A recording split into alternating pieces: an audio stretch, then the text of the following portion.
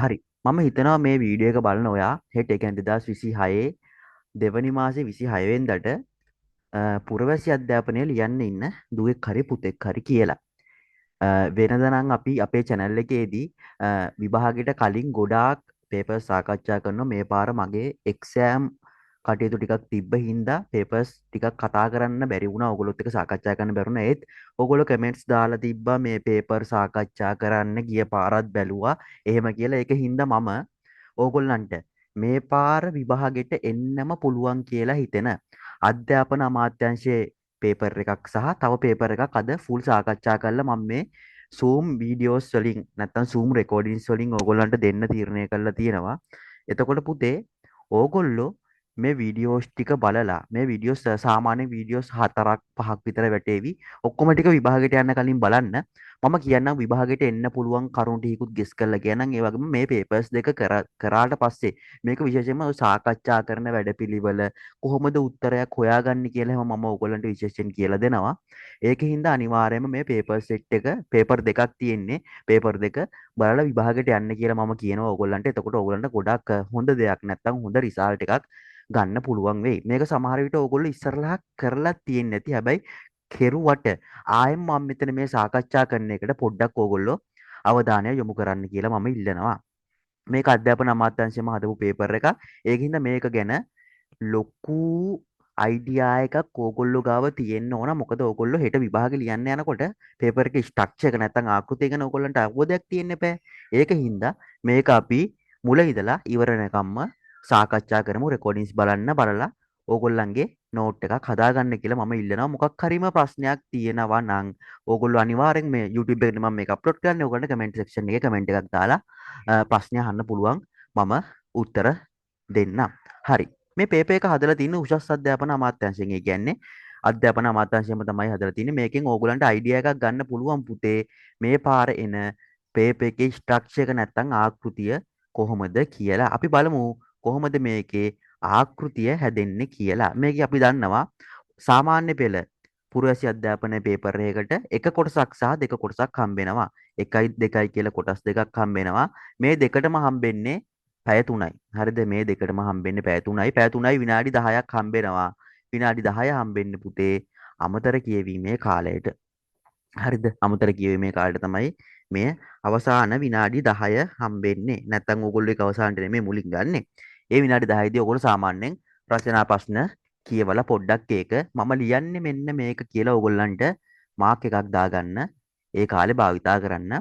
හොඳට මතක තියාගන්න මේ පුරවැසි පේපර්ස් කියලා කිව්වට පස්සේ ගොඩාක් අමාරු සබ්ජෙක්ට් එකක් නෙමෙයි මේක. අපිට ගොඩාක් ෆැමිලියර් සබ්ජෙක්ට් එකක්. මොකද අපේ ජීවිතෙත් එක්ක ඉස්සරහට යන විෂයක් මේක. මොකද අපි සමාජික ජීවත් වෙන පුරවැසියෝ නිසා. හරි. ඔක්කොටම කලින් පේපර් එක ගත්තට පස්සේ ඕගොල්ලෝ කරන් තියෙන්නේ ඕගොල්ලන්ගේ එක්සෑම් ඉන්ඩෙක්ස් එක දාලා ඊට පස්සේ මේ තියෙන වෙලාවල් ටික හරියට චෙක් කරගන්න ඕන. ඊට පස්සේ අපි යනවා බලන්න පළවෙනි ප්‍රශ්නේ මොකක්ද කියලා. හරිද? පළවෙනි ප්‍රශ්නේ බලන්න කලින් අපි ඒකේ දීලා තියෙන ඉන්ස්ට්‍රක්ෂන් ටික නැත්තම් උපදෙස් ටික කියවන්න ඕන. හරිද? මේක සියලුම ප්‍රශ්න වලට උත්තර ලියන්න ඕන. ඒක අනිවාර්යෙන් මතක තියාගන්න. 1 සිට 40 දක්වා දීලා තියෙන ප්‍රශ්න වලට වඩාත් ගැළපෙන පිළිතුර තමයි තෝරන්නේ. හරිද? ඕගොල්ලන්ට කොටු කොලයක් දෙනවා. ඕගොල්ලෝ ඒක දන්නවා. හරි උත්තරේ මෙහෙම කතිරයක් දාලා මාක් කරන්න තමයි තියෙන්නේ. දැන් ඕගොල්ලෝ ඒක දන්නවා. හෙට තියෙන්නේ ඕගොල්ලන්ගේ විභාගයේ අවසාන පේපර් එක. හරි. අපි බලමු කොහොමද උත්තර හදාගන්නේ කියලා. මේ පාර පේපර් එක ටිකක් මම හිතනවා ගිය පාරවල් වලට වඩා සංකීර්ණ වෙයි කියලා. ඒකට හේතුව තමයි දැන් ගොඩාක් ලංකාවේ අධ්‍යාපන ක්‍රමය ඉස්සල්ලා තිබ්බට වඩා යම්කිසි සංකීර්ණ මට්ටමකට ඇවිල්ලා තියෙනවා. ඒක පුතාලට වැඩක් නැහැනේ. පුතාලා කරන්න ඕනේ හෙට ගිහිල්ලා විභාගේ හරියට ලියන්න උත්සාහ ගන්න එක. හරි. අපි බලමු පළවෙනි ප්‍රශ්නේ මොකක්ද කියලා. ශ්‍රී ලංකාවේ වැඩිම ලියාපදිංචි ඡන්දදායකයන්. ඒ කියන්නේ ශ්‍රී ලංකාවේ මැතිවරණ වර්ෂයකදී යම් මැතිවරණයකට ඡන්දය ලබා දෙන්න ඉන්න වැඩිම ඡන්දදායකයෝ නැත්නම් ඡන්දයට සුදුසුකම් ලැබපු අය ඡන්දෙ දෙන්න නැත්නම් ඡන්දය ප්‍රකාශ කරන්න ඉන්න අය වැඩිපුරම ඉන්නේ මොන දිස්ත්‍රික්කයේද කියලා අහනවා. කෙලින්ම පාලම් කළා තමයි මේකට උත්තරය දාන්න පුළුවන්. අපිට ගෙස් කරලවත් මොකක්වත් කරලා දාන්න බෑ. වැඩිම ඡන්දදායකයෝ ඉන්නේ පුතේ ශ්‍රී ලංකාවේ මැතිවරණ දිස්ත්‍රික්කේ තමයි ගම්පහ. හරිද? ගම්පහ. ඒ වගේම මම ඕගොල්ලන්ට කියනවා ලංකාවේ අඩුම ඡන්දදායකයෝ ඉන්න දිස්ත්‍රික්කෙත් මතක තියාගෙන යන්න කියලා. හරිද? ලංකාවේ අඩුම ඡන්දදායකයෝ ඉන්න දිස්ත්‍රික්කෙත් මතක තියාගෙන යන්න. වැඩිම ඡන්දදායකයෝ ඉන්නේ ගම්පහ කියලා මතක තියාගන්න ඕන. හරි. අපි දැන් යමු දෙවෙනි ප්‍රශ්නෙට. නිෂ්පාදනය සඳහා මිනිසා යොදවනු ලබන මෙවලම් සහ උපකරණ වලට අනුව කරනු ලබන ගෙවීම් වන්නේ. කියන්නේ නිෂ්පාදනය සඳහා මිනිසා විසින් යොදවනු ලබන මොකක් හරි භාණ්ඩයක් නිෂ්පාදනය කරන්න මිනිසා විසින් යොදවනු ලබන මෙවලම් සහ උපකරණ කරනු ලබන උපකරණ වලට ගෙවනු ලබන ගෙවීම වන්නේ. ඒ කියන්නේ ඔතන කියන්නේ යම්කිසි දෙයක් අපි මිලදී ගන්නවා නම් හරිද? මිලදී ගන්නවා නම් ඒකට අපි ගෙවන මුදලක් තියෙනවා. හරිද? අපි ඒකට වැටුප කියලා කියන්නේ නැහැ. වැටුප කියලා කියන්නේ අපි රැකියාවක් හෝ යම්කිසි සේවයක් සපයලා එතනින් අපිට හම්බෙන ප්‍රතිලාභය. ලාභය වෙන්නෙත් නැහැ. හරිද? එතකොට මේකට උත්තරේ එන්නේ පුතේ පොලිය. නිෂ්පාදනය සඳහා මිනිසා විසින් යොදවනු ලබන මෙවලම් සහ උපකරණ වලට කරනු ලබන ගෙවීම වන්නේ. හරිද? පොලිය. පොලිය තමයි සාමාන්‍යයෙන් ගන්න උත්තරේ. ඕගොල්ලන්ට කුලිය කියලාත් හිතෙන්න පුළුවන්. කුලිය නෙමේ උත්තරේ. හරිද? කුලිය කියලාත් හිතෙන්න පුළුවන්. ඒක නෙමේ උත්තරේ. මේ උත්තරේ තමයි මෙයාලා මාකින් ස්කීම් එකෙත් දීලා තියෙන්නේ. ඒකින්ද හොඳට මතක තියාගන්න මේ ප්‍රශ්නේ පොඩ්ඩක් ඕගොල්ලෝ මාක් කරලා තියාගන්න. මේ ප්‍රශ්නේ ටිකක් සංකීර්ණයි. දැක්කනේ? දැන් දෙවෙනි ප්‍රශ්නෙම්ම ටිකක් සංකීර්ණ ප්‍රශ්න ඕගොල්ලන්ට හම්බෙලා තියෙනවා. ඊළඟට පළාත් පාලන ක්‍රියාවලිය වෙනුවෙන් ගම් කාර්ය සහ බලතල පුළුල් කිරීමට විධායක කාරක සභා ක්‍රමයක් ඇති කර ආණ්ඩු ක්‍රමය වන්නේ. ඒ කියන්නේ පළාත් පාලන ක්‍රියාවලිය වෙනුවෙන් විධායක කාරක සභා ආරම්භ කරපු ආණ්ඩු ක්‍රමය තමයි යහන්නේ. ඕකට ඉතින් විධායක කාරක සභා ලංකාව ස්ථාපිත කරේ 1931 ඩොනමෝර් ආණ්ඩු ක්‍රමය යටතේ. මෙන්න මේක තමයි උත්තරේ. 1931 ඩොනමෝර් ආණ්ඩු ක්‍රමය යටතේ තමයි ලංකාවේ විධායක කාරක සභා ක්‍රමය ඇති කරේ. පැහැදිලිනේ? හරි. ඊළඟට හතරවෙනි ප්‍රශ්නේ වෘත්තීය ශාස්ත්‍රය තුල සේව්‍ය සේවක කියලා කියන්නේ සේවකයෝ කියලා කියන්නේ යම්කිසි ආයතනයක සේවය කරන කට්ටිය. සේව්‍ය කියලා කියන්නේ ඒ ආයතනයේ හිමිකාරීත්වය. හරිද? ආයතනයේ අයිතිකාරයෝ තමයි සේව්‍ය කියලා කියන්නේ. එතකොට සේවකයන් හා සේව්‍ය අතර වෙන ගැටුම්කාරී තත්ත්වයකදී ඒ විසඳන ක්‍රමය වන්නේ. හරිද? අපි හිතමු ඔෆිස් එකක මොකක් හරි ගැටලුවක් යනවා. ඉහළ අහිමිකාරීත්වය නැත්තම් අයිතිකාරයෝයි පහළ වැඩ කරන සේවකයෝයි අතර ඒ වගේ ගැටුමක් විසඳන්න සුදුසුම ක්‍රමය මොකක්ද කියලා අහනවා. ඒකට අපි කියන්නේ සාමාන්‍යයෙන් සමතකරණය ගන්න බෑ, මැදිහත්කරණය ගන්න බෑ, සාකච්ඡා කිරීම ගන්නත් බෑ. උත්තරේ සහමන්ත්‍රණය. සහමන්ත්‍රණය කියලා කියන්නේ පාර්ශව දෙකම සම්බන්ධ වෙලා සිදු කරන සාකච්ඡාවකට. හරිද? පාර්ශව දෙකම සහයෝගයෙන් සිදු කරන සාකච්ඡාවකට තමයි පුතේ සහමන්ත්‍රණය කියලා කියන්නේ. එතකොට හතරවෙනි ප්‍රශ්නෙට අපිට උත්තරේ ගන්න පුළුවන් වෙන්නේ 4. හතරවෙනි ප්‍රශ්නෙට එන්නේ උත්තරේ 4. ඊළඟට පස්වන ප්‍රශ්නය 5. ස්වාර්ව ගැටුම්කාරී තත්ත්වයකට නිදසුනක් වන්නේ සාර්ව ගැටුමක් කියලා කියන්නේ සාමාන්‍යයෙන් ටිකක් විශාල වශයෙන් විහිදිච්ච ගැටුමකට. අන්න එක පොඩ්ඩක් මතක තියාගන්න. සාර්ව ගැටුමක් කියලා කියන්නේ පොඩ්ඩක් පුළුල් ලෙස ව්‍යාප්ත වෙච්ච ගැටුමකට. හරිද? එතකොට අපි බලමු කොහොමද මේගොල්ලන්ගේ උත්තර වලින් ඒක තෝරන්නේ කියලා. පුද්ගලයා තුල ඇතිවන ගැටුම් නැහැ. ඒක එච්චර ව්‍යාප්තියක් නැහැ. මොකද එතන ඉන්නේ තනි පුද්ගලයෙක් නිසා. අසල්වැසියන් අතර ඇති වෙන ගැටුම්. අසල්වැසියන් අතර ඇති වෙන ගැටුම් කියලා කිව්වට පස්සේ එතන අසල්වැසියෝ 100ක් 200ක් අතර ගැටුම් ඇති වෙන්නේ නැහනේ. බොහෝ දුරට පවුල් දෙකක් වැඩිම වුණොත් පවුල් තුනක් අතර ගැටුමක් ඇති වෙන්න පුළුවන්. එතකොට අපිට ඒක සාර්ව ගැටුමක් විදිහට ගන්න බෑ පුතේ. හරිද? ඊළඟට පවුල් තුල ඇතිවන ගැටුම්. ඒකත් ගන්න බෑ. මම කිව්වනේ විශාල පිරිසක් ඉන්න ඕනි කියලා.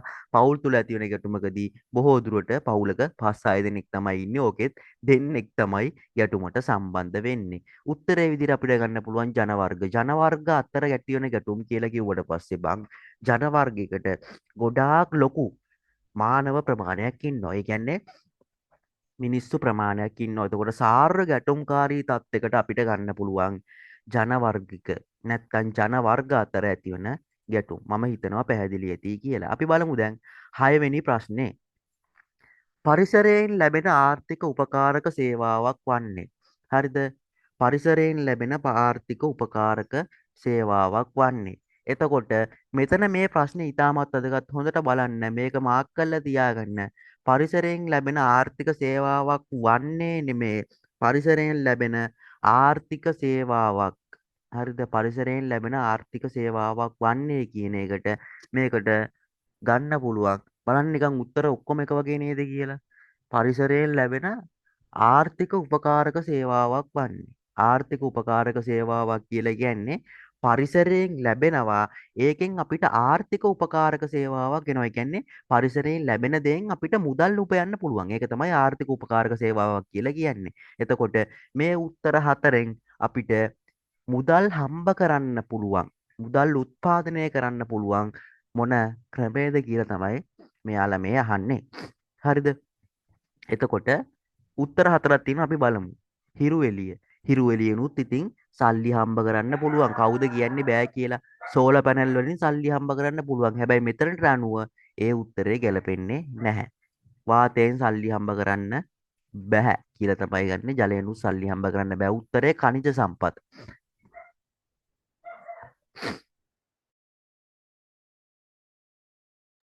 පුතේ ඛනිජ සම්පත් කියලා කියන්නේ අපි පොළවේ අභ්‍යන්තරයෙන් ගන්න ඔය ගල් අඟුරු වේවා ඛනිජ තෙල් වේවා LP ගෑස් වේවා ඒව ගන්නෙත් අපි පරිසරයෙන්නේ. එතකොට ඒවැන් මුදල් උපයන්න පුළුවන් උත්තරේ වෙන්නේ 1. මම කිව්වනේ ඕගොල්ලන්ට පටන් ගන්නකොටම දැන් එන පේපර්ස් පහුගිය අවුරුදු වල පේපර්ස් වලට වඩා සංකීර්ණයි. හරිද? ලේසි නෑ. පුරවැසි වලට වුණත් ඒකක් ගන්න එක ලේසි වැඩක් නෙමෙයි.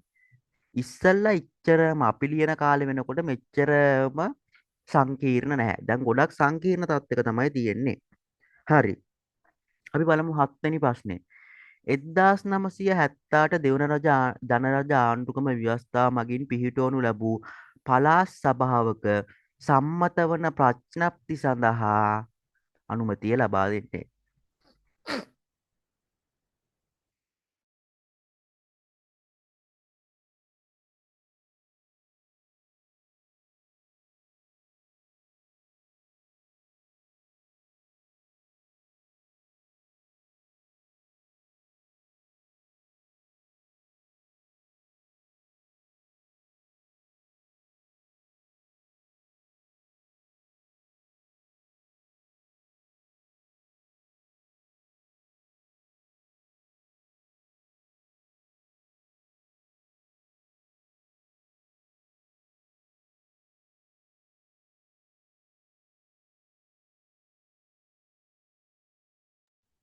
හරි. දැන් අපි කතා කර කර ඉන්නේ මේ 8 වෙනි ප්‍රශ්නේ. මේකේ තියෙන්නේ 1978 දෙවන ජනරජ ආණ්ඩුක්‍රම ව්‍යවස්ථාව යටතේ පිහිටවනු ලැබුවේ. ඒ කියන්නේ ඔතන තියෙන්නේ ව්‍යවස්ථාවේ 13 වන සංශෝධනය යටතේ තමයි පළාත් සභා පිහිටවනු ලැබුවේ පුතේ. එතකොට පළාත් සභාවක සම්මත වන ප්‍රඥප්තිය කියන්නේ පළාත් සභාවක සම්මත වන නීති සඳහා අවසාන අනුමැතිය ලබා දෙන්නේ කවුද කියලා තමයි අහන්නේ. එතකොට පළාත් සභාව කිව්වට පස්සේ ජනාධිපතිවරයෙක් නෑ පළාත් සභාවේ, කතානායකවරයෙක් නෑ පළාත් සභාවේ ඉන්නේ ආණ්ඩුකාරවරයා, මහා ඇමතිවරයා. මේ ගත්ත උත්තර හතරෙන් මෙතන දීලා දෙන උත්තර හතරෙන් ජනාධිපතිවරයා ඔකට අයිති වෙන්නේ නැහැ. කතානායකවරයා අයිති වෙන්නේත් නැහැ. උත්තර දෙකක් තියෙනවා ඕගොල්ලන්ට පොඩ්ඩක් අර හිතලා දෙන්න. එතකොට ඔතන තනි උත්තරයක් තියෙනවා. පළාත් සභාවක සම්මත වන ප්‍රඥප්තියකට අනුමැතිය ලබා දෙන්නේ ඇත්තටම කිව්වොත් එම ආණ්ඩුකාරවරයා. මේක තමයි හරි උත්තරේ. හරිද? මහා ඇමතිවරයාත් පළාත් සභාවක ඉඳියට එයාට ප්‍රඥප්තියකට අනුමැතිය ලබා දෙන්න බෑ. හරි. 9 වෙනි ප්‍රශ්නේ.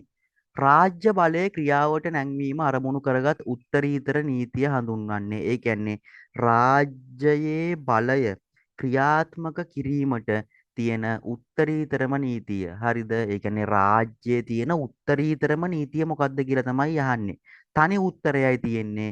මානව හිමිකම් නීතිය නෙමේ, අපරාධ නීතියත් නෙමේ, සිවිල් නීතියත් නෙමේ. අපි ඒකට කියන්නේ ආණ්ඩු ක්‍රම ව්‍යවස්ථා නීතිය කියලා. මොකද රටක තියෙන උත්තරීතරම නීතිය නැත්තම් උත්තරීතරම නීති සඳහන් ලේඛනය අපි හඳුන්වන්නේ පුතේ ආණ්ඩු ක්‍රම ව්‍යවස්ථාව කියලා. හොඳට මතක තියාගන්න. අපි යමු 10 වෙනි ප්‍රශ්නෙට. කෙනෙකුට සැරෑටියක් වනමින් පාරේ ගමන් කළ හැකි වුවත් එම නිදහස අනෙකාගේ නාසය ළඟින් කෙළවර විය යුතුය යන ප්‍රකාශය කරනු ලැබුවේ. අන්න ඒ කියන්නේ නිදහස පිළිබඳව කරපු ප්‍රකාශයක් මේක. කෙනෙකුට ඒ කියන්නේ අන්ධ කෙනෙකුට පාරේ සැරෑටියක් වනමින් යන්න පුළුවන්. හැබැයි එයාට ඒ සැරෑටිය වනන්න පුළුවන් අනිත් කෙනාගේ නාසය ළඟට යනකම් විතරයි. ওই ප්‍රකාශය කරපු නිශ්චිත කෙනෙක් ඉන්නවා. නිශ්චිත කෙනා තමයි හැරල්ඩ් ලැස්කි. හැරල්ඩ් ලැස්කි තමයි පුතේ උත්තරය ඈ. හැරල්ඩ් ලැස්කි තමයි උත්තරේ. මේ උත්තර වැරදි. හරිද? මේගොල්ලොත් යම්කිසි නිර්වචන ඉදිරිපත් කරලා තියෙනවා. අපි ඒවා පල්ලෙහාදී හම්බුනොත් බලමු. මේ ප්‍රකාශය ඉදිරිපත් කරලා තින්නේ හැරල්ඩ් ලැස්කි. හොඳට මතක තියාගන්න මේ ප්‍රශ්නේ අපි ඉගෙන ගන්න කාලේ ඉඳන්ම එනවා. හරිද? මම A level sorry මම O level කරේ 2018. 2018ත් මට මතක විදියට මේක ආවා අපේ O level විභාග ප්‍රශ්න පත්‍රයේ විදියට. ඒකෙන්ද පොදු ප්‍රශ්නයක්. හැම සැරේකම වගේ අහන ප්‍රශ්නයක් පොඩ්ඩක් ඕගොල්ලෝ අවධානය යොමු කරන්න කියලා මම පොඩ්ඩක් ඕගොල්ලන්ට මතක් කරනවා. හරි. අපි යමු දැන් 11 වෙනි ප්‍රශ්නේ බලන්න. 11 වෙනි ප්‍රශ්නේ තියෙන්නේ මෙන්න මේක. රටක සංවර්ධනය රටක සංවර්ධනය මනින මිනුම් අතර මානව සංවර්ධන දර්ශකය. මානව සංවර්ධන දර්ශකය නැත්නම් අපි කියනවා HDI යටතේ මනිනු ලබන සංරචකයක් වන්නේ අන්න රටක මානව සංවර්ධනය නැත්නම් මිනිස්සුන්ගේ සංවර්ධනය මනින දර්ශකයට අපි කියනවා HDI කියලා. ඒකෙදි අපි යොදා ගනු ලබන සංරචකයක් වන්නේ මොකක්ද කියලා අපෙන් අහනවා. යොදා ගන්න ලබන සංරචකයක් වන්නේ මොකක්ද කියලා අහනවා. හරි. මම කියන්නම් ඒකට තියෙන උත්තර. සාක්ෂරතාවය අදාළ වෙන්නේ නැහැ. ලදරු මරණානුපාතිකය අදාළ වෙන්නෙත් නැහැ. දුරකථන ඝනත්වය අදාළ වෙන්නෙම නැහැ. මේකට උත්තරය එන්නේ දෙක. ක්‍රය ශක්තිය. ක්‍රය ශක්තිය කියලා කියන්නේ කෙනෙක්ට වියදම් කිරීමට ඇති හැකියාව. මුදල් වියදම් කිරීමට ඇති හැකියාව තමයි ක්‍රය ශක්තිය කියලා කියන්නේ. 11 වෙනි ප්‍රශ්නෙට අපි ගන්න උත්තරය එතකොට දෙවෙනි පිළිතුර විදිහට. ඊළඟට අපි යමු 12 වෙනි ප්‍රශ්නෙට. මෙරට පහළ අධිකරණ කටයුතු ස්වාධීනව පවත්වාගෙන යාමට අන්න මෙරට තියෙන පහළ අධිකරණ අපි දන්නවා ලංකාවේ ඉහළ අධිකරණ පද්ධතියක් තියෙනවා පහළ අධිකරණ පද්ධතියක් තියෙනවා කොටස් දෙකකින් තමයි සමන්විත වෙන්නේ කියලා. පහළ අධිකරණ කටයුතු ස්වාධීනව පවත්වාගෙන යාමට පිහිටුවා ඇති අධිකරණ සේවා කොමිසමේ සභාපතිවරයා වන්නේ අන්න අධිකරණ සේවා කොමිසමේ සභාපතිවරයා විදිහට අපි පත් කළා තියෙන්නේ මගේ පුතේ අගවිනිසුරු. හරිද? අගවිනිසුරු තමයි පත් කළා තියෙන්නේ. අධිකරණ ඇමතිත් නෙමේ, දිසාවිනිසුරුත් නෙමේ, නීතිපතිත් නෙමේ. අධිකරණ සේවා කොමිෂන් සභාවේ සභාපති විදියට පත් කරන්නේ අගවිනිසුරු වරයා. ඒක හොඳට මතක තියාගන්න. මට හිතෙනවා ඊට පස්සේ නිකන් හෙට එන්න පුළුවන් සම්භාවිතාවක් තියෙනවා කියලා. හරි. ඊළඟට තියෙනවා ශ්‍රී ලංකාවේ වර්තමානයේ ක්‍රියාත්මක වන්නේ. අන්න ශ්‍රී ලංකාවේ වර්තමානයේ ක්‍රියාත්මක වන ආර්ථික ක්‍රමය මොකක්ද කියලා තමයි අපෙන් අහන්නේ. ආර්ථික ක්‍රමය මොකක්ද කියලා තමයි අහන්නේ. ධනවාදී ආර්ථික ක්‍රමය නෙමේ. ධනවාදී ආර්ථික ක්‍රමය නෙමේ. සමාජවාදී ආර්ථික ක්‍රමයක් නෙමේ. මිශ්‍ර ආර්ථික ක්‍රමයක් නෙමේ තියෙන්නේ වෙළඳ පොළ ආර්ථික ක්‍රමයක්. ලෝකේ ගත්තොත් එහෙම සෑම රටකම පාහේ කිව්වොත් එහෙම තියෙන්නේ වෙළඳ පොළ සමග ගොඩනැගිච්ච ආර්ථික ක්‍රමයක්. එතකොට ශ්‍රී ලංකාවේ ක්‍රියාත්මක වෙන්නේ වෙළඳ පොළ ආර්ථික ක්‍රමයක්. එතකොට ඕගොල්ලන්ට හිතේවි තියෙන්නේ ධනවාදී සමාජවාදී මිශ්‍ර කියලා. සාමාන්‍යයෙන් මෙතන ගත්තට පස්සේ ඕගොල්ලන්ට කියවෙනකොට ඔළුවට එන උත්තර දෙකක් තියෙනවා. පළවෙනි එක තමයි ධනවාදී. සමාජවාදී ආර්ථිකයක් කොහොමත් නැහැනේ. මිශ්‍ර ආර්ථිකයක් කියලා ගන්නත් බෑ. මොකද ධනවාදයයි සමාජවාදයයි මිශ්‍ර වෙච්ච ආර්ථිකයක් ගැන අයිඩියා එකක් ලංකාවෙන් ගන්න බෑ. එතකොට උත්තර දෙකයි ඔළුවට එන්නේ. එකක් තමයි ධනවාදී ආර්ථික ක්‍රමය, අනිත් එක වෙළඳ පොළ ආර්ථික ක්‍රමය. ඕගොල්ලෝ මේකෙන් තෝරගන්න ඕනේ උත්තරය තමයි පුතේ වෙළඳ පොළ ආර්ථික ක්‍රමය. වෙළඳ පොළ ආර්ථික ක්‍රමය තමයි උත්තරේ. අපි යමු 14 වෙනි ප්‍රශ්නෙට.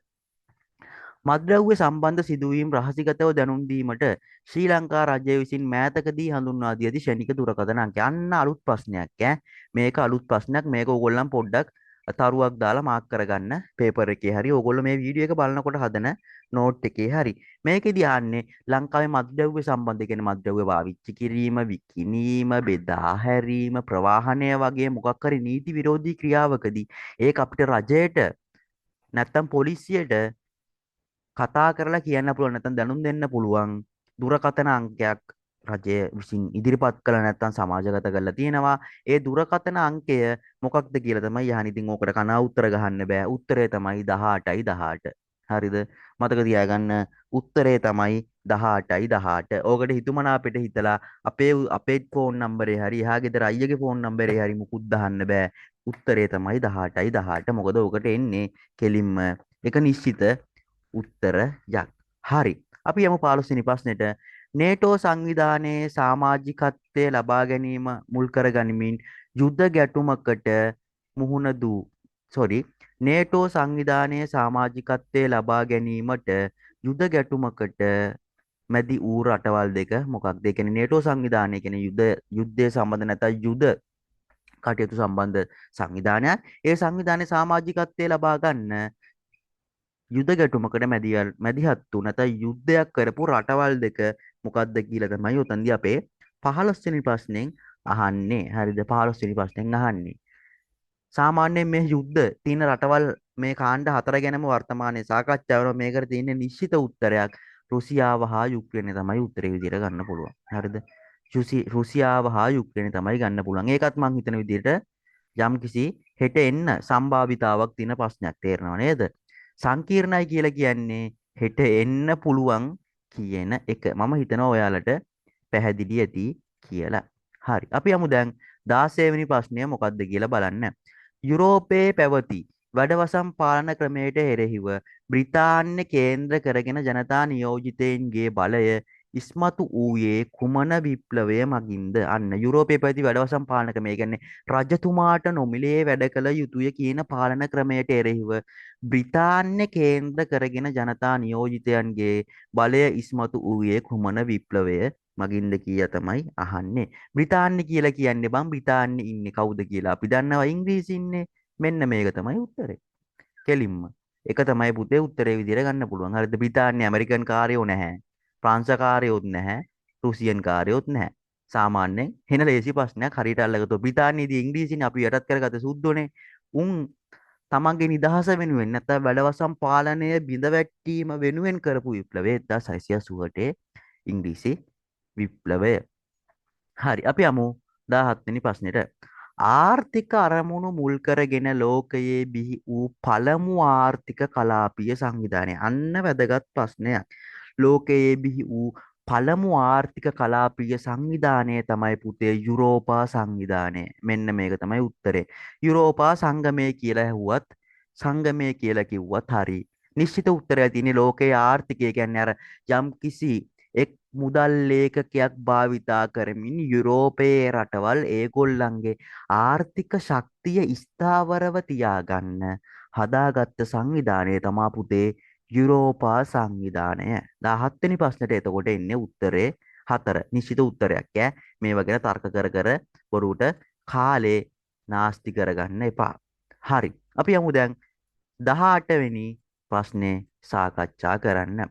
ශ්‍රී ලංකාව බහුසංස්කෘතික සමාජයක් වීම කෙරෙහි බලපෑ සංක්‍රමණික සාධකය වන්නේ. හරිද? ශ්‍රී ලංකාව බහුසංස්කෘතිකය කියන්නේ ශ්‍රී ලංකාව ඇතුලේ සංස්කෘතීන් කිහිපයක්, ජන වර්ග කිහිපයක්, විශේෂයෙන්ම කුල ගොඩාක් ව්‍යාප්ත වෙන්න බලපාපු සංක්‍රමණික නැත්නම් වෙනත් රටකින් පැමිණි ජන කණ්ඩායම පිළිබඳව තියෙන උත්තරය තමයි යහන්නේ. නිශ්චිත උත්තරයක් තියෙන්නේ. හොඳේ 18 වෙනි ප්‍රශ්නෙට නිශ්චිත උත්තරයක් තියෙන සේනගුත්තික නෙමේ, පණ්ඩු පාරින්දත් නෙමේ, කාලිංග මාකත් නෙමේ, පඬුවස් දෙව්. පඬුවස් දෙව් ඇතුළු පිරිස පැමිණීම තමයි පුතේ උත්තරේ විදිහට අපිට ගන්න පුළුවන් වෙන්නේ. හරි. ඔන්න 18 වෙනි ප්‍රශ්නෙත් ඉවරයි. මම කියන ඔයගොල්ලෝ මේ වීඩියෝ එක බලන අතරතුරේ අපේ channel එක subscribe කරලා නැත්නම් අනිවාර්යෙන් subscribe කරන්න. ඔයගොල්ලෝ A level වලට arts කරනවා නම් දේශපාලන විද්‍යාව හරි මීඩියා හරි ඒ කියන්නේ පොලිටිකල් හරි මීඩියා හරි කරනවා නම් මම මේ පන්ති දෙකම කරන උසස් පෙළට ඕගොල්ලන්ට පුළුවන් මැසේජ් එකක් දාලා අපිත් එක්ක ඉස්සරහට සෙට් වෙලා ඕගොල්ලන්ගේ කැම්පස් යන සිහිනේ නැත්තම් තව මොනවා හරි අධ්‍යාපනය සම්බන්ධ තියෙන සිහින සැබෑ කරගන්න. යාළුවන්ට අනිවාර්යෙන් මේ වීඩියෝ එක ෂෙයා කරන්න. ඕගොල්ලන් සාමාන්‍යයෙන් මේ වීඩියෝ සෙට් එකම පැය දෙකක් වගේ ඇතුළත බලන්න පුළුවන් මේ පේපර්ස් දෙකම. ඒකින්ද අනිවාර්යෙන් මුල ඉඳලා අකට බලන්න මෙතන 10 11 සියලුම පාඩම් වල සාරාංශ අදහස තියෙනවා කියලා ඕගොල්ලෝ පොඩ්ඩක් යාළුවන්ට කියන්න කියලා අපි මතක් කරනවා. හරි අපි යමු 19 වෙනි ප්‍රශ්නේ මොකක්ද කියලා බලන්න. පාරිසරික ගැටලු ඇතිවීමට මුල්වන ප්‍රධානම හේතුව වන්නේ පාරිසරික ගැටලු ඇතිවීමට මුල්වන ප්‍රධානම හේතුව වන්නේ. ඒ කියන්නේ පරිසරයේ ඇතුලේ ගැටලු ඇති වෙන්න හේතු වන ප්‍රධානම හේතුව. උත්තර ඔක්කොම එකයි වගේ පෙන්වන්නට තියෙන නිශ්චිත උත්තරයක්. කාලගුණික රටාවේ වෙනස් වීම. කාලගුණික රටාවේ වෙනස් වීම වෙන්නේ පාරිසරික ගැටලු මත තමයි. ගස් කපනවා, ඉඩම් ගොඩ කරනවා, වෙල් ගොඩ කරනවා, වතුර ජල සම්පත විනාශ කරනවා. එතකොට ඒකත් හේතුවක් තමයි. හැබැයි ප්‍රධානම හේතුව නෙමෙයි. ඕසෝන් ස්තරය විනාශ වීමත් පාරිසරික ගැටලුවකට හේතුවක් තමයි. හැබැයි මේක අපි අහන්නේ ප්‍රධානම හේතුව තේරෙනවනේ. ප්‍රධානම හේතුව තමයි අහන්නේ. ව්‍යසන හා වසංගත අදාළ වෙන්නේ නැහැ. ඒ කියන්නේ ව්‍යසන හා වසංගත ප්‍රධානම හේතුවක් විතර ගන්න බෑ. උත්තරේ 4 සම්පත් අධිපරිභෝජනය. ඒ කියන්නේ තියෙන වතුර ටික ඔක්කොම පරිභෝජනය කරනවා. තියෙන ගස් ටික ඔක්කොම කපනවා.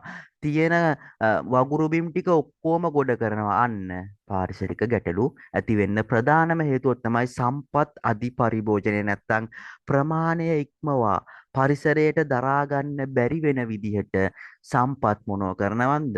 පරිභෝජනය කරනවා. නම් අන්න පුතේ මොකක්ද වෙන්නේ පාරිසරික ගැටලු ඇති වෙනවා. නැත්නම් අපිට ඔකට පරිසර සමතුලිතතාව ගිලිහීම කියලාත් ගන්න පුළුවන්. හරි.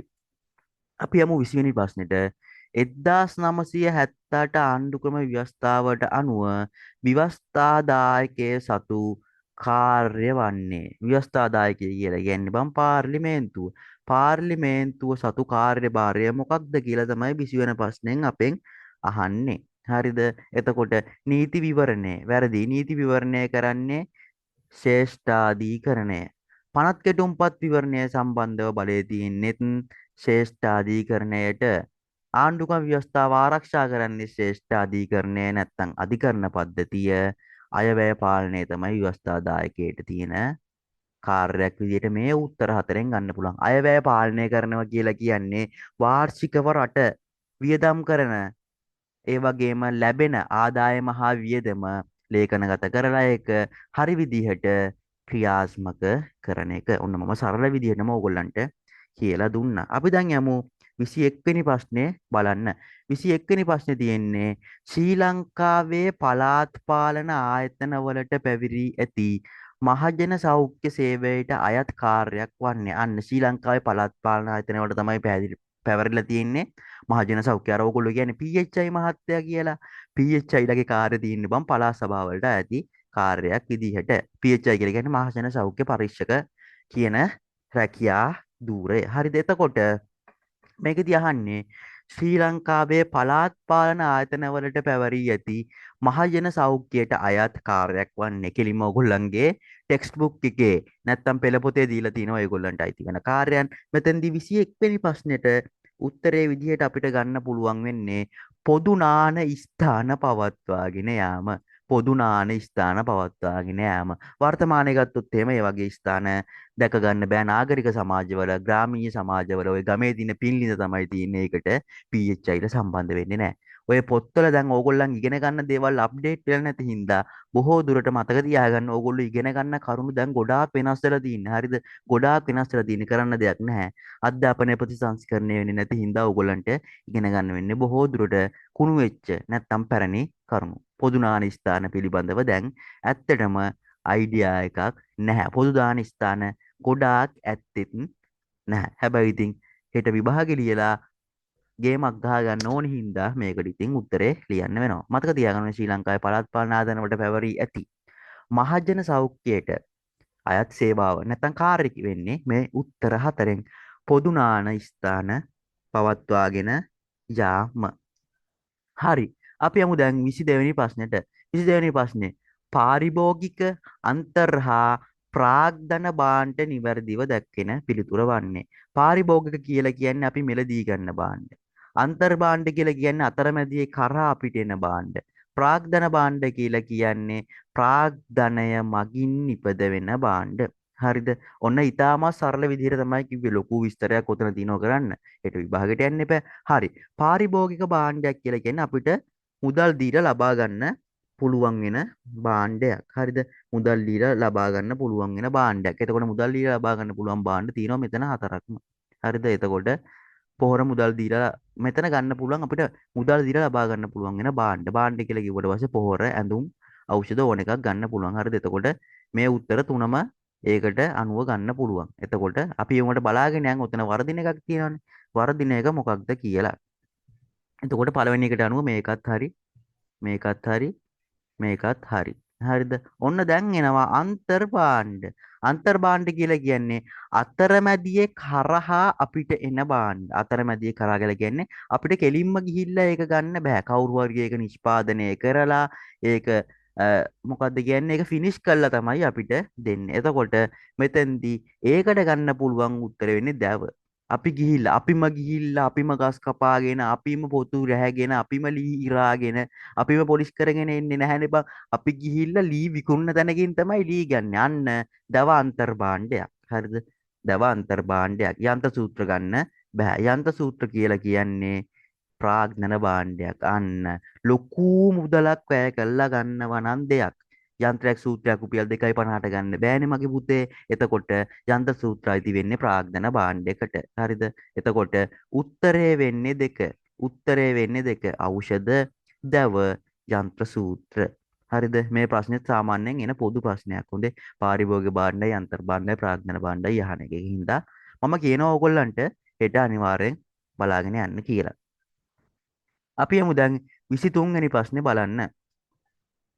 අන්තර්ජාතික ගැටුමකට හේතු විය හැකි ඕනෑම ආරවුලක්. ඒ කියන්නේ රටක් නැත්තම් රටවල් කිහිපයක් අතර ඇතිවන ගැටුමක් තමයි අපි අන්තර්ජාතික ගැටුමක් කියලා හඳුන්වන්නේ.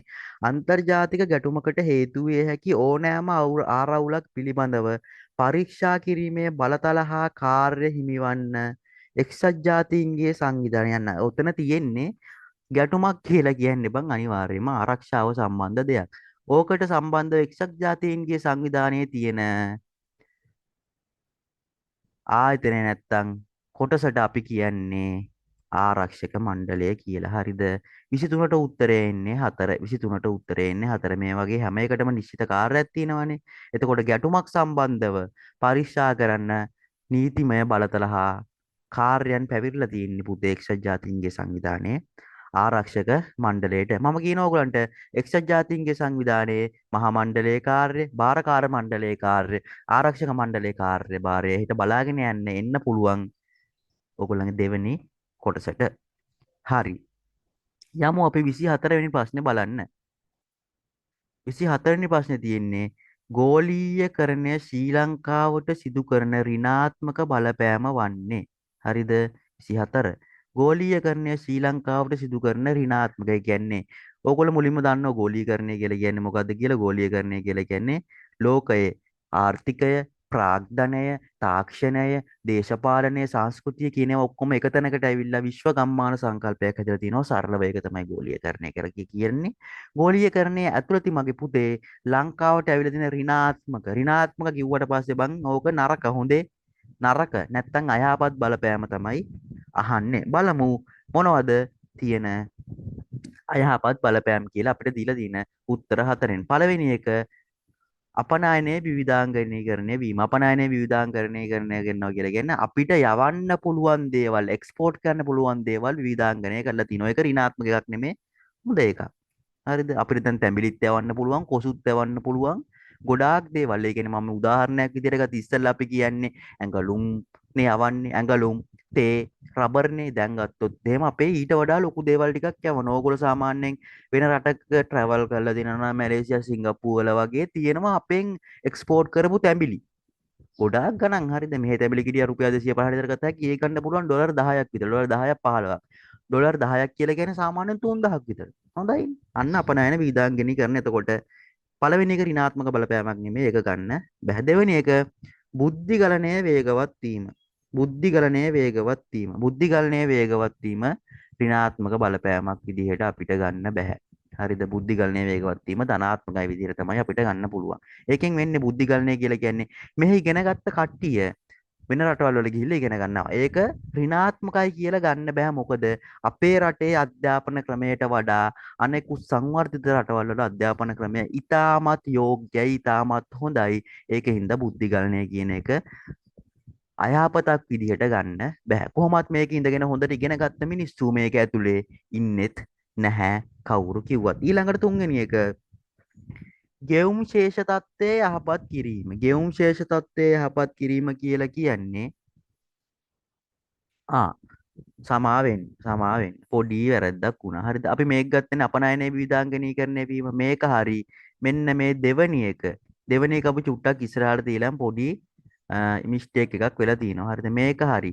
ගෙවුම් ශේෂය යහපත් තත්ත්වයක් බවට පත්වීම හොඳයි. ගෙවුම් ශේෂය යහපත් තත්ත්වයක් බවට පත්වීම කියලා කියන්නේ අපි ණය ගන්නවනේ. ණය ගෙවනකොට අපිට ඉක්මනින් ගෙවා ගන්න පුළුවන් වෙන එක හොඳයි. ඊළඟට දේශීය නිෂ්පාදන වලින් උපරිම ප්‍රයෝජන ලබා ගැනීම. ඒ කියන්නේ ලංකාවේ ඇතුළේ තියෙන නිෂ්පාදන වලින් උපරිම ප්‍රයෝජන ලබා ගන්න පුළුවන්. ඒ කියන්නේ අපිට මේ හදන හැම දෙයක්ම රටවල් වලට යවලා විකුණ ගන්න පුළුවන් නම් අපිට ලාභයි. මෙතනට උත්තරේ එන්නේ බුද්ධිගලණයේ වේගවත් වීම. බුද්ධිගලණයේ වේගවත් වීම. ඒ කියන්නේ මෙහෙන් ඉගෙන ගත්ත ගොඩාක් කියුම් රට යන එක ශ්‍රී ලංකාවට නරක අතට තමයි බලපාන්නේ. හරිද? ඒ කියන්නේ ශ්‍රී ලංකාවේ ඇතුළේ අධ්‍යාපනය ලැබලා ඒගොල්ලෝ වෙන රටවල් වලට වෙලා ගිහිල්ලා ජීවත් වෙන එක, එහෙ තවත් ඉගෙන ගන්න එක, එහෙ රස්සාවක් කරන එක මෙහෙට අයහපත්. මොකද මෙහෙ සල්ලි ගොඩාක් වියදම් කරලානේ පුතේ ඒගොල්ලෝ ඉගෙනගෙන තියෙන්නේ. එතකොට ඒගොල්ලෝ මේ රටට සේවයක් සපයන්න තු නැත්නම් මේ රටේ ඉඳලා මේ රටේ ආර්ථිකයට දායක වෙන්නේ නැතුව වෙන රටකට ගිහිල්ලා ඒ ආර්ථිකය වෙනුවෙන් කැප වෙන එක අපිට ශ්‍රී ලාංකිකයන්ට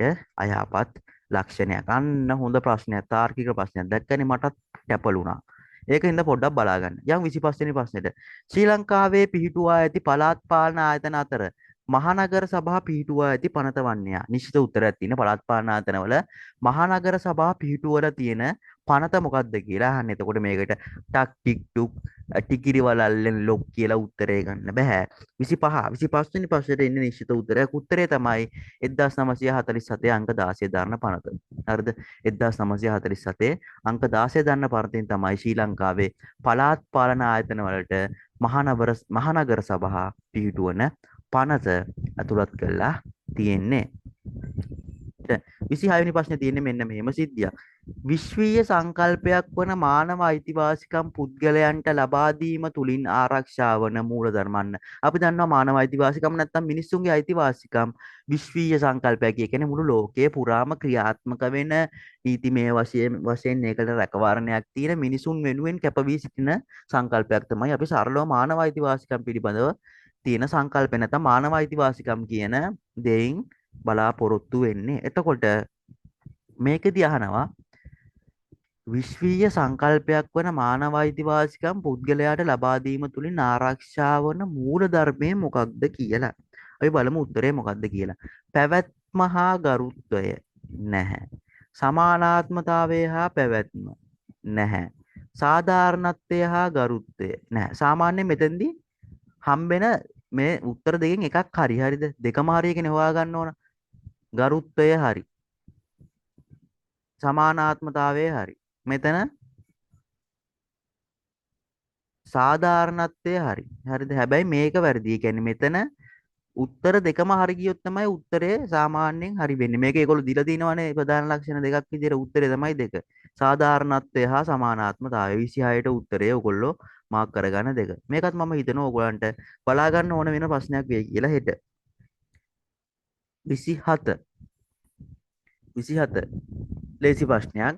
සමාජයේ පොදුවේ පිළිගනු ලබන සච්චාරිත්‍ර ධර්මයක්. සච්චාරිත්‍ර ධර්මයක් කියලා කියන්නේ යහපත් චාරිත්‍රයක්. හරිද? නැත්නම් අපිට ඕකට කියන්න පුළුවන් යහපත් ගුණාංගයක් කියලා. සත් කියලා කියන්නේ හොඳ, සත් ක්‍රියා කියලා කියන්නේ හොඳ ක්‍රියා. එතකොට සමාජයේ පොදුවේ පිළිගන්න හොඳ දෙයක් මෙතනින් මොකක්ද කියලා අහනවා. හරිද? සච්චාරිත්‍ර ධර්මයක් මොකක්ද කියලා තමයි අහන්නේ. පළවෙනි එක උත්තරේ විදිය දීලා තියෙන්නේ අපිට පොදු දේපල ආරක්ෂා කිරීම. පොදු දේපල ආරක්ෂා කිරීම කොහොමත් කරනවා. හරිද? ඒකට කාටවත් මුකුත් කරන්න බෑ. හරිද? එතකොට ත්‍ස්තවාදයේ පිටු දැකීම ඒකත් හරි. පරිසරය ආරක්ෂා කිරීමත් හරි. මේකෙදි මේ උත්තර හතරම හරි. ඒත් මේකෙදි අර මිනිස්සු පිළිගන්නනේ මෙහෙම කරන්නේ උන් හොඳයි. මෙහෙම කරන්නේ හොඳයි. සාමාන්‍යයෙන් ගමේ තියෙනවා බොන්නේ නැති එක හොඳයි. මත්ද්‍රව්‍ය පාවිච්චි ගන්න නැති එක හොඳයි. කවුරුත් කියනවාද මේ පොදු දේපල ආරක්ෂා කරන එක හොඳයි. ත්‍රස්තවාදයේ පිටු දකින්න ඉන්න එක හොඳයි. පරිසරය ආරක්ෂා කරන්න ඉන්න එක හොඳයි කියලා නැහැනේ. එතකොට ඒක සාමාන්‍යයෙන් මිනිස්සු කරන දෙයක්. කරන්නේ ඇත්තටම නීතියට බයයි. හොඳේ. මෙන්න මේක කරන්නේ නැහැනේ බං. හිතුනහම බොනවා. හිතුනහම මත්ද්‍රව්‍ය විකුණනවා. දුම්බැටි පාවිච්චි කරනවා. හැබැයි අපි හිතනවා මේ හතරවෙනි උත්තරේ කරන අය හතරවෙනි උත්තරේ කියන්නේ නැත්තම් ওই මත්ද්‍රව්‍ය දුම්බැටි භාවිතයෙන් වැළකීලා ඉන්න එක හොඳ ක්‍රියාකාරකමක් නැත්තම් සත්ක්‍රියාවක් කියලා. එතකොට මේකට අනුව උත්තරේ එන්නේ 4. දැක්කනේ? අමාරුයි ඈ. ප්‍රශ්න ඉස්සරට වඩා සාපේක්ෂව අමාරුයි. ඒ ප්‍රශ්නෙත් ඕගොල්ලෝ මම කියනවා මෙන්ෂන් කරලා බලා ගන්න කියලා. ඊළඟට සමාජ සංවර්ධනයට හා යහපාලනයට සහාය දීම සඳහා පුද්ගලයා විසින් ප්‍රගුණ කළ යුතු කාර්යයන් වන්නේ සමාජ සංවර්ධනය කියලා කියන්නේ සමාජයේ තීන තත්ත්වයෙන් ඉස්සරහට අරගෙන යන්න. ඊළඟට යහපාලනය කියලා කියන්නේ යහපත් පාලනය නැත්නම් අපි යෝගට කියනවා ප්‍රජාතන්ත්‍රවාදී පාලනය කියලා. ඕකට පුරවැසියා විසින් ප්‍රගුණ කළ යුතු නැත්නම් ක්‍රියාත්මක කළ යුතු කාර්යයන් මොනවද කියලා තමයි අහන්නේ. 28 බලමු පළවෙනි උත්තරය මොකක්ද කියලා. ප්‍රාදේශීය ආරක්ෂාව තහවුරු කිරීම. ඒක කරන්නේ රාජ්‍ය විසින් ආරක්ෂක අංශ. ඊළඟට නායකයන්ට ආරක්ෂාව සැපයීම. ඒක අපි කරන්නේ නැහැ. ඒක කරන්නේත් ඉතින් පොලිසිය. ජාතික උරුමයන් ආරක්ෂා කිරීම. ඒක අපි කරන්න ඕනි. ඒක ඒවට මේ ප්‍රශ්නෙට අදාළ නැහැ. උත්තරේ මේකට එන්නේ 4 ගැටුම් ඇති කිරීමෙන් වැළකීම. ඒ කියන්නේ රටක් ඇතුලේ පාලනය සාර්ථක වෙන එක තමයි යහපාලනය කියලා කියන්නේ. ඒකට අපි අනිත් එවුන් එක්ක ගහගන්නේ නැතුව සාමයෙන් ඉන්න ඕන. එතකොට 28ට උත්තරේ විදිහට අපිට ගන්න පුළුවන් ඉන්නේ ගැටුම් ඇති කර ගැනීමෙන් වැළකීම. හරිනේ. මම හිතනවා පැහැදිලි ඇති කියලා. අපි යමු දැන් 29 වෙනි ප්‍රශ්නේ බලන්න. බහුසංස්කෘතික සමාජයක මූලික ලක්ෂණයක් වන්නේ බහුසංස්කෘතික සමාජයක් කියලා කියන්නේ මොකක්ද කියලා ඔය ඇහුවොත් එහෙම බහුසංස්කෘතික සමාජයක් කියලා කියන්නේ ජන වර්ග භාෂා ආගම් කිහිපයක් ජීවත් වෙන සමාජයක් රටක් වෙන්න පුළුවන් හරිද යම්කිසි ප්‍රදේශයක් වෙන්න පුළුවන් ඔක්කොම සමාන අදහසක් තමයි තියෙන්නේ බහුසංස්කෘතික කියලා කියන්නේ ආගම් ජන වර්ග භාෂා සංස්කෘතීන් එකකට වඩා තියෙනවා නම් හරිද දෙකක් තිබ්බත් බහුසංස්කෘතිකයි තමයි. බහුසංස්කෘතික සමාජයක මූලික ලක්ෂණය. එක් ආගමක් අදහන ජන කණ්ඩායමක් පැවතීම. වැරදිනේ මං කියවනේ. එක් ආගමකට වඩා තියෙනවා. නිශ්චිත දේශ සීමාවකට සීමා වී පැවතීම. වැරදි. නිශ්චිත සීමාවකට නිශ්චිත දේශ සීමාවකට සීමා වෙලා ඉන්නේ නැහැ. හරිද? එක් ජන කොටසක වුවද ප්‍රාදේශීය විවිධත්වයේ පැවතීමයි. එක් ජන කොටසක වුවද ප්‍රාදේශීය විවිධත්වයේ පැවතීමයි. අන්න හරි. ඒ කියන්නේ ජන කොටස් ගොඩක් ඉන්දියට එක් ජන කොටසක් ඒ කියන්නේ එක ජන කණ්ඩායමක් ඉන්දියට ප්‍රාදේශීය විවිධත්වය ඒ කියන්නේ ප්‍රදේශයෙන් ප්‍රදේශයට ඒගොල්ලන්ගේ විවිධත්වයක් දැක ගන්න පුළුවන් කියන එක තමයි කියන්නේ. හතරවෙනි එක ගෝලීයකරණය නිසා සංස්කෘතික පටු ශේෂ්ත්‍රයක විහිදීම නෑ. ගෝලීයකරණය නිසා සංස්කෘතිය පටු වුණා තවත් පුළුල් වුණා. ගොඩක් විහිදුණා. හරිද? එතකොට ඒකත් උත්තරේ වැරදි. 29ට උත්තරේ විදිහට අපිට ගන්න පුළුවන් තුන්වෙනි උත්තරේ. හරිද? 29 වෙනි උත්තරේ විදිහ 29 වෙනි ප්‍රශ්නෙට උත්තරේ විදිහට ගන්නෙ අපි තුන්වෙනි එක. අපි යමු 30 වෙනි ප්‍රශ්නෙට. 30 වෙනි ප්‍රශ්නේ ශ්‍රී ලංකාවේ පිහිටුවා ඇති දිසා අධිකරණයක් මගින් විසඳනු ලබන නඩු ඇතුළත් පිළිතුර තෝරන්න. ශ්‍රී ලංකාවේ තියෙන දිසා අධිකරණ විසඳන නඩු මොනවද කියලා තමයි අහන්නේ. හරිද? ඕකට තියෙන නිශ්චිත උත්තරයක්. හරිද? උත්තරය තමයි දෙක.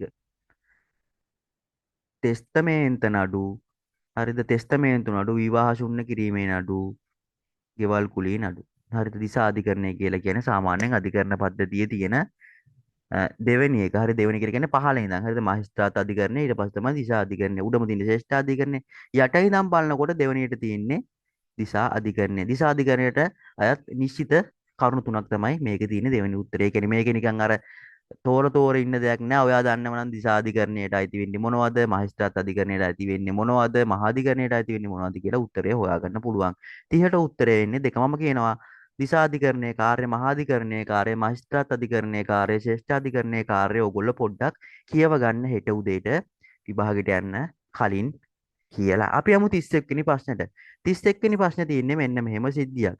විවිධ ජන වර්ග හා ආගම් අදහන පිරිසක් සිටින සමාජයකට අන්න ලංකාවේ වගේ විවිධ ජන වර්ග සිංහල, තැමිල්, මුස්ලිම්, බර්ගර් එහෙම ඉන්නවනේ. ඒ වගේම ආගම් බෞද්ධ, ක්‍රිස්තියානි, හින්දු, මුස්ලිම් එහෙම ආගම් කිහිපයක් අදහන පිරිසක් ඉන්න රටකට එක්සත්ව කියලා කියන්නේ බං එකමුතුව හරිද?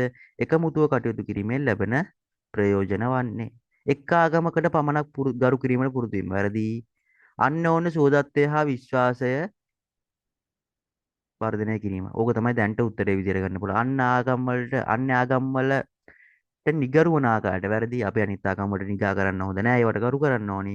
එක් සංස්කෘතියක් පමණක් ප්‍රවර්ධනය කිරීම වැරදි. එක් සංස්කෘතියක් පමණක් ප්‍රවර්ධනය කළා බහුජාතික නැත්නම් බහුවාර්ගික නැත්නම් බහුආගමික රටකට ඉස්සරහට යන්න බෑ. උත්තරේ දෙක.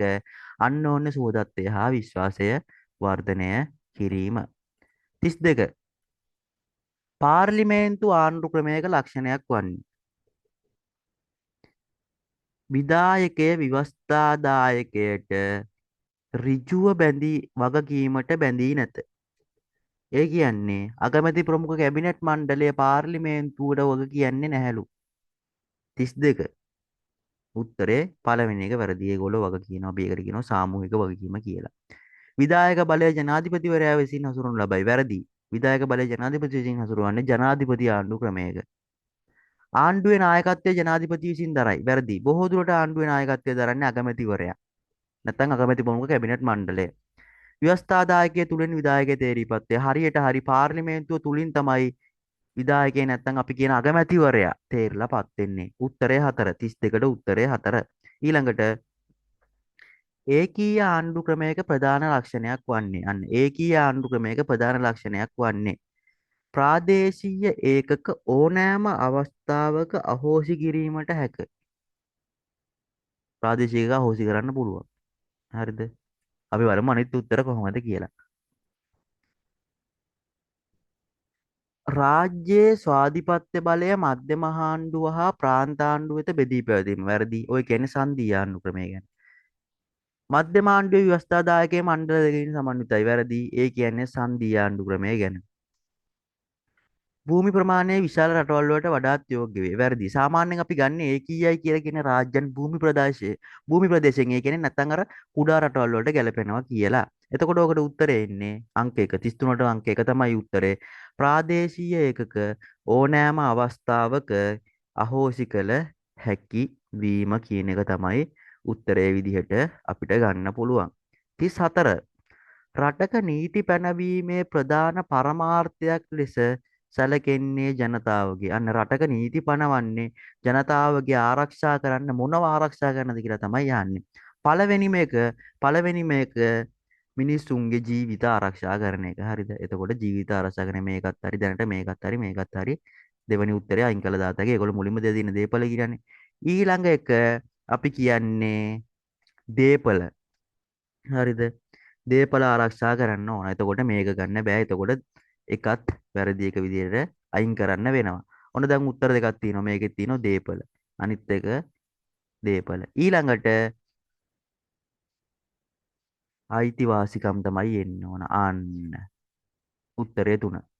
නියම ප්‍රශ්නයක් ඈ. නියම ප්‍රශ්නයක් 34ට උත්තරය 3. ජීවිත, දේපල, අයිතිවාසිකම්. ওই තුන තමයි මූලිකවම රටේ නීති පනවල මිනිස්සුන්ගේ ආරක්ෂා කරන්නේ ආණ්ඩුව නැත්තම් රාජ්‍ය විසින්. ඊළඟට 35 වෙනි ප්‍රශ්නේ. තිරසර සංවර්ධන සංකල්පය තුලදී මිනිස් අවශ්‍යතා හා උවමනා ඉටු කර ගැනීමේදී වඩාත් අවධානය යොමු කරන්න. තිරසාර සංවර්ධනය කියන්නේ කියන එක ගැන මම ඕකන සරලව කිව්වොත් එහෙම රටක් ඇතුලේ තියෙන පාරිසරික සම්පත් හරිද රට සංවර්ධනය කරනකොට විනාශ නොකර අනිත් පරම්පරාවටත් පාවිච්චි කරන්න පුළුවන් වෙන විදිහට රකින්න එක තමයි තිරසර සංවර්ධනය කියලා කියන්නේ. අපි හිතමු ලොකුව මොකක් හරි බිල්ඩින්ගයක් ගන්නවා ගස් 1000ක් විතර කපලා.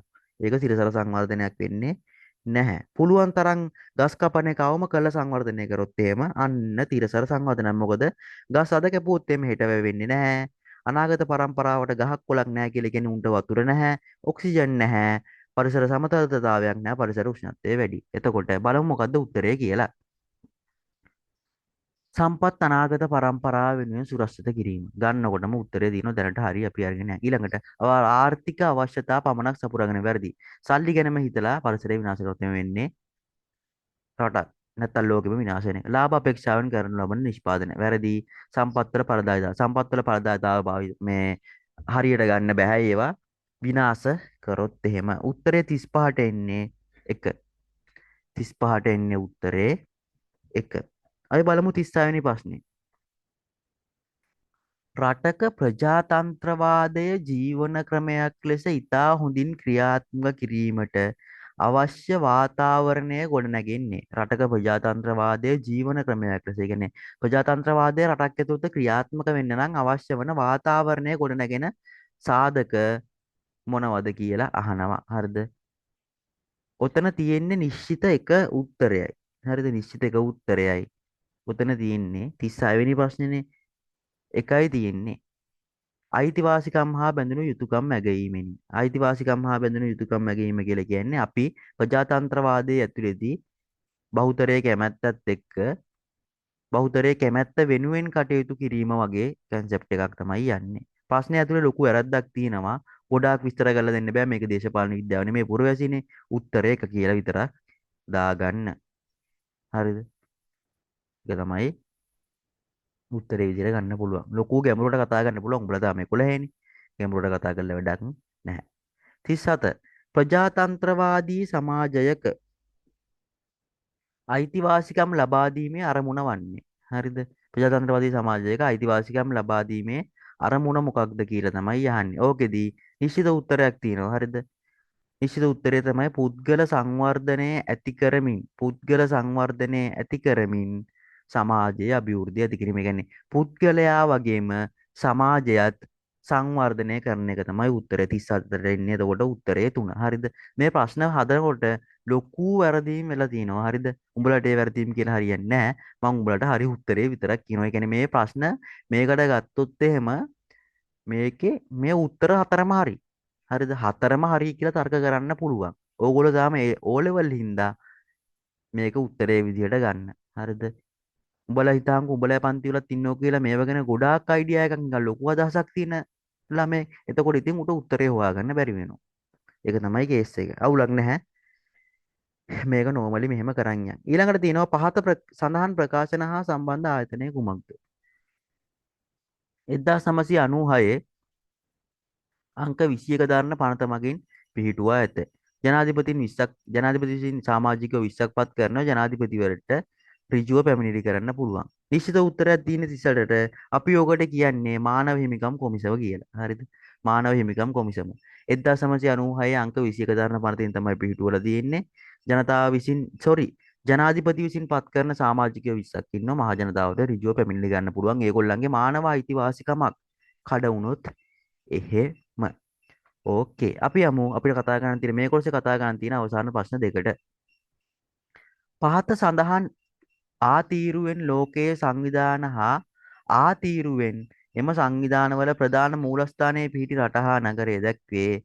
ආතීරුවට අනුව ආතීරුව සමග ගැලපූ විට පිළිතුර හරි. බිම්ස්ටෙක්.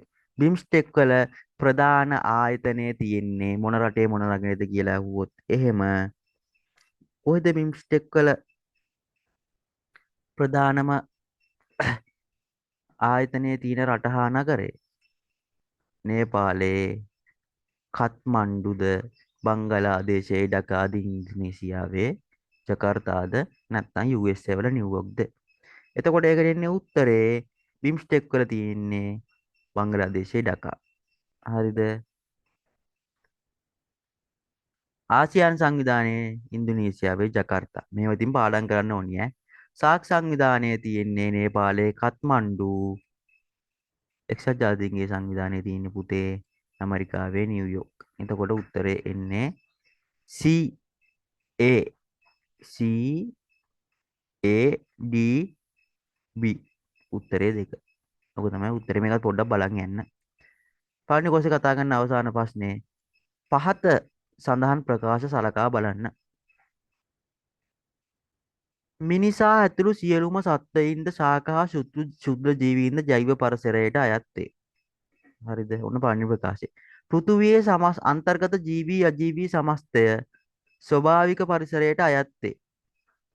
ওই දෙකෙන් නිවැරදි නැත්තම් මොකක්ද අර කියවෙන්නේ මොකද්ද කියලා තමයි යහන්නේ. ඕකට එන උත්තරේ මොකද්ද කියලා ගත්තොත් එහෙම පළවෙනි එක ඒ ප්‍රකාශය හරියටම හරි.